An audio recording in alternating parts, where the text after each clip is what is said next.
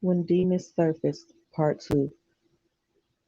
I couldn't believe Earl put me in this situation. I sat down with Jack as soon as he came home, because it wasn't something I could hide. As soon as he walked through the door, he could tell his huge model TV was missing. So I told him everything.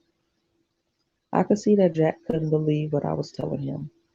He was very hurt that Earl would violate his home like that. I could also see that he was very hurt to have to say that under the circumstances, me and my unborn child had to leave. Earl could no longer be trusted.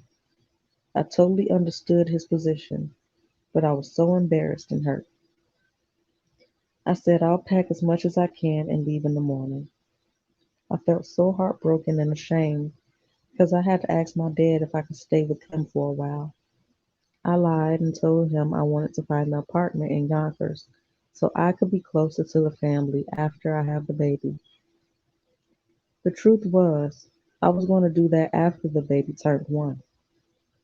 I was the only one happy about having this baby besides Earl, his grandmother, and the rest of his family, and my sisters.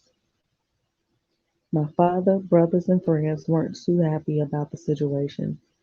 I understood though, because they just wanted the best for me, and with Earl's reputation, they couldn't understand what I saw in him. I don't think anyone did, but that didn't bother me. I just knew I had real love, and that's all that mattered. After a few days, Earl resurfaced and beat me. When I called him back, he asked me if I could meet him at his grandmother's house. I was so pissed off and turned off that part of me didn't want to see him. Another part wanted to know what the hell happened. When I saw him, he looked so pitiful that my heart tugged, and I felt so bad for him. Now he looked like Earl. The other day, when he was taking the TV, he was X. The first thing he said was sorry. I said, sorry? What the hell happened? Why'd you do that to me and Jack? He was so hurt. Earl answered, so what he was hurt? Jack wasn't getting me no shows. So you stole his TV? You look crazy. You were sweating like you just finished performing a show. Were you high off crack? Is that what those drugs do to you? You almost knocked me over when I was trying to stop you from taking the TV. Long story short, he just kept apologizing. He really looked like he was sorry, so I told him he needed to get some help with his drug problem.